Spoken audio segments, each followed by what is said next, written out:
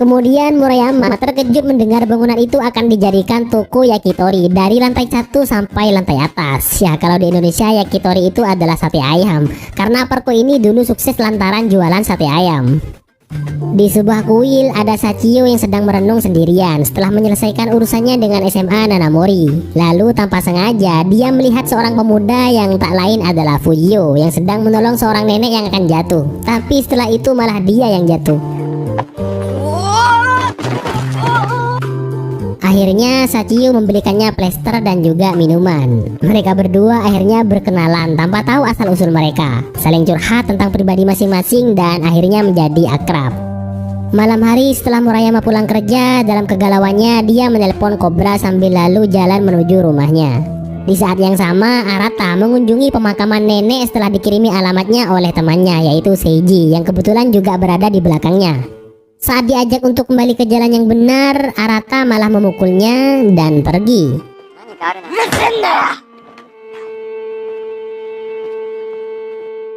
Di saat yang sama pada malam itu, Yasushi dari SMA Oya dibantai oleh beberapa orang berseragam SMA Hosen. Di tempat yang lain, Sawamura dan 3 orang temannya juga dibantai habis-habisan oleh beberapa orang yang mengaku dari SMA Oya.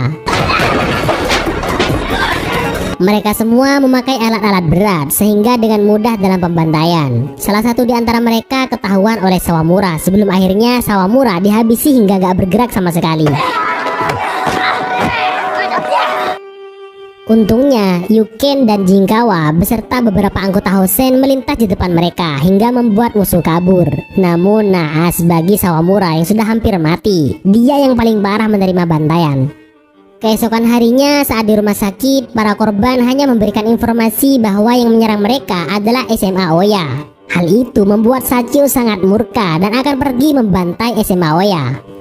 Di waktu yang sama, SMA Oya juga malah menerima surat tantangan untuk tarung yang mengatasnamakan SMA Hosen. Padahal yang sebenarnya adalah kedua SMA itu sedang difitnah dan diadu domba oleh geng Kidra. Hal itu dilakukan karena SMA Hosen dan juga SMA Oya sudah ikut campur menghalangi bisnis narkoboy mereka. Oleh karena itu, pertarungan antara dua sekolah tidak dapat dihindari lagi. Tujuan mereka sama, yaitu membalas dendam karena anggota mereka sudah dibantai habis-habisan.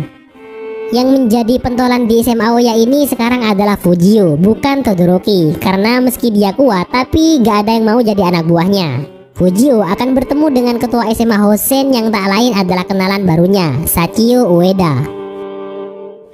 Malam hari sebelum pertarungan, Fujio mendatangi Todoroki untuk diajak bergabung. Kebetulan matanya sudah sembuh, karena musuh yang akan dilawan saat ini mempunyai reputasi yang sangat mengerikan dalam pertarungan. Di saat yang sama, saat nongkrong dengan Masaya dan Shinya, Murayama akhirnya tahu bahwa yang menjadi pengedar rekam itu adalah geng yang bernama Kidra, di mana ketua geng itu berasal dari daerah Sword, yaitu Kanehira bersaudara. Makanya Murayama kaget karena salah seorang di antara dua bersaudara itu pernah dikalahkan olehnya. Masaya dan Shinya berencana menghancurkan geng licik itu agar tidak meresahkan masyarakat. Dan akhirnya tiba juga pertarungan antara SMA Hosen dan Oya. Geng Hosen naik kereta untuk menuju SMA Oya karena letaknya agak jauh dari kota mereka.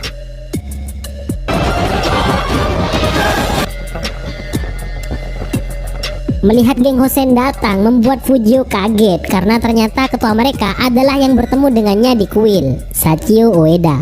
Tapi mau gak mau pertarungan akan tetap berlangsung. Pandangan Sachio kepada Fujio sekarang berbeda karena dia mengira Fujio tidak sebaik yang dia bayangkan. Dan pertarungan pun dimulai.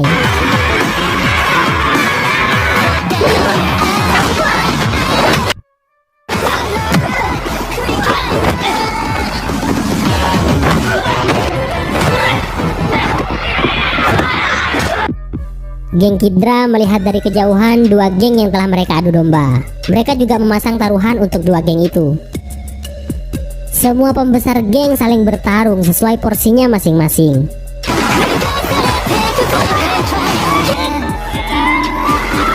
Kemudian Fujio dan Sachio akhirnya mulai bertatap muka. Dan Fujio pun langsung memberikan tendangan pada Sachio yang saat itu fokus melihat salah seorang temannya yang tiba-tiba datang dari rumah sakit.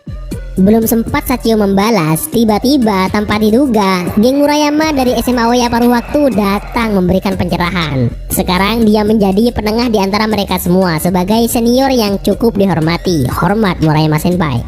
Bersamaan dengan itu, salah satu anggota Hosen yang menjadi korban pemukulan geng Ghidra datang dari rumah sakit untuk memberitahu bahwa Sawamura telah sadar, di mana Sawamura yang tahu kejadian sebenarnya mengatakan bahwa yang menyerangnya bukanlah dari SMA Oya.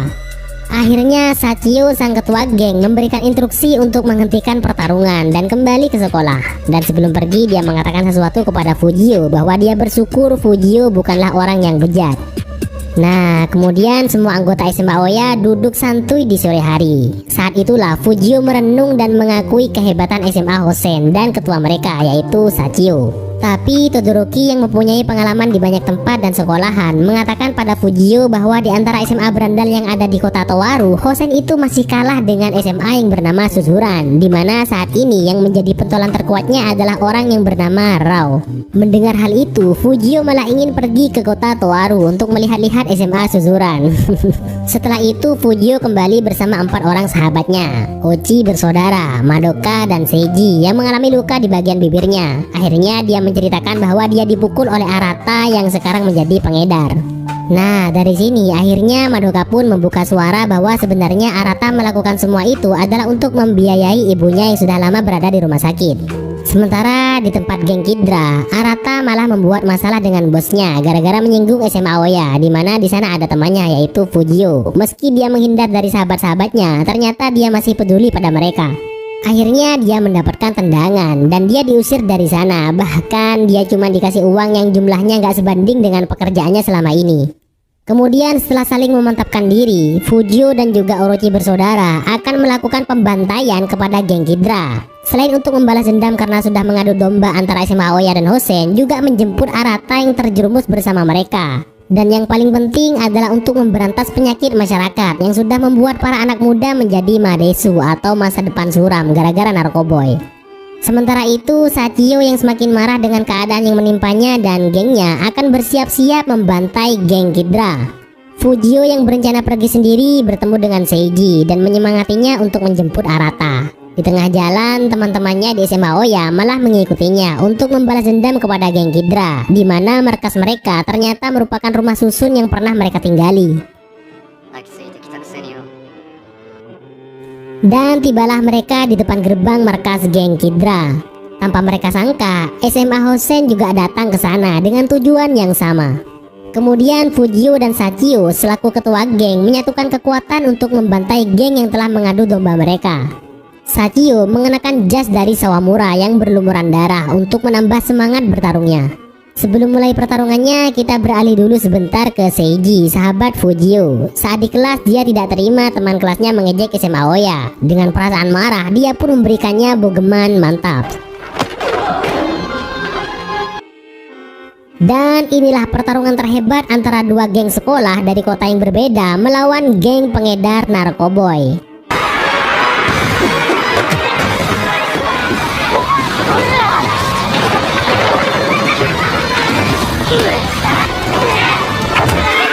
Meski geng Ghidra menggunakan senjata, Hosen dan Oya tetap pada pendirian mereka untuk menggunakan kepalan tangan asli. Geng Ghidra juga mengerikan. Meski udah dibogem beberapa kali, masih tetap aja nyerang. Udah kayak zombie. Nggak heran emang gini wes kalau pemakai narkoboy. Udah kayak nggak punya emosi dan nggak punya rasa sakit. Mereka juga memakai batu untuk menghantam mereka. Tapi Hosen dan Oya bisa menerobos masuk.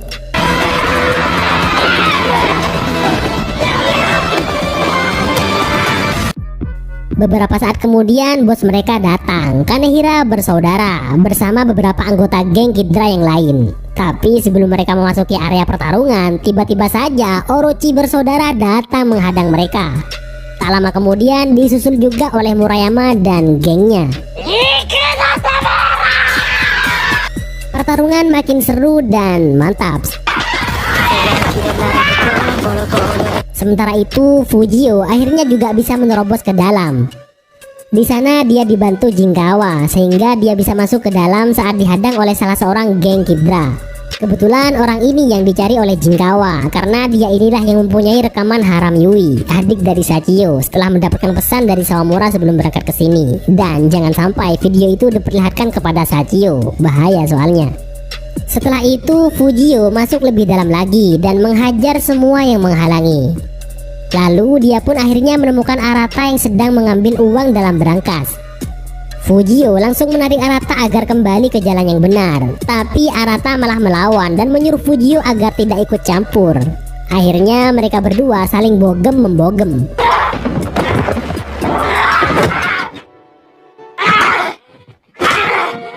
Kemudian pada bogeman Fujio yang kesekian kalinya, Masaya dan Shinya datang menghentikan mereka. Saat itulah Arata merasa bersalah dengan apa yang sudah dia lakukan selama ini, mengumpulkan uang haram buat biayain ibunya yang sakit. Sekarang dia sadar bahwa masih ada sahabatnya yang sangat peduli padanya. Di saat yang sama, Seiji dipanggil guru BK untuk dibina karena telah melakukan tindak kekerasan kepada teman sekelasnya. Tapi gurunya malah merendahkan teman-teman di tempat tinggalnya yang senasib seperjuangan dengannya. Oleh karena itu, dia menegaskan dengan setegas-tegasnya bahwa teman-temannya juga manusia yang berhak mendapatkan kehidupan yang layak, tidak harus dihina, karena sejatinya hidup itu hanyalah sementara. Tanpa pandang siapapun orangnya akan sama juga pada akhirnya akan lenyap dimakan waktu. Dia juga akan menunjukkan kepada gurunya bahkan semua orang bahwa dia akan menjadi orang sukses meskipun bergaul dengan orang-orang yang dianggap berandal yang gak punya masa depan. Dan pada akhirnya geng Ghidra kalah total dalam pertarungan itu. Sachio puas dengan pertarungan ini. Begitu juga dengan Murayama yang merasa sudah melakukan yang terbaik untuk menyelamatkan masyarakat dari Narkoboy. Dan yang lebih bahagia sekali adalah Fujio yang berhasil membawa kembali sahabatnya yang sudah lama menghilang dari kehidupan mereka.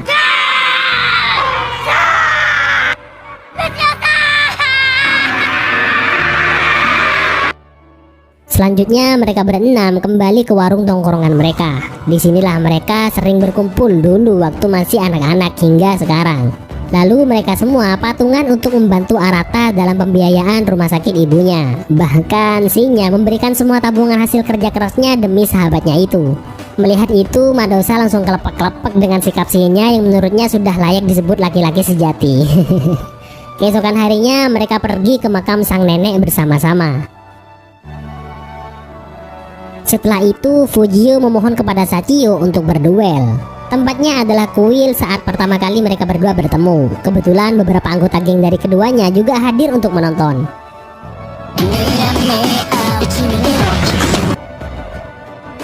Yang menang dalam pertarungan itu ternyata adalah Sachio. Dan sekarang dengan kekalahan Fujio, Todoroki ingin mengambil alih sebagai ketua murid asli atau full time atau full day.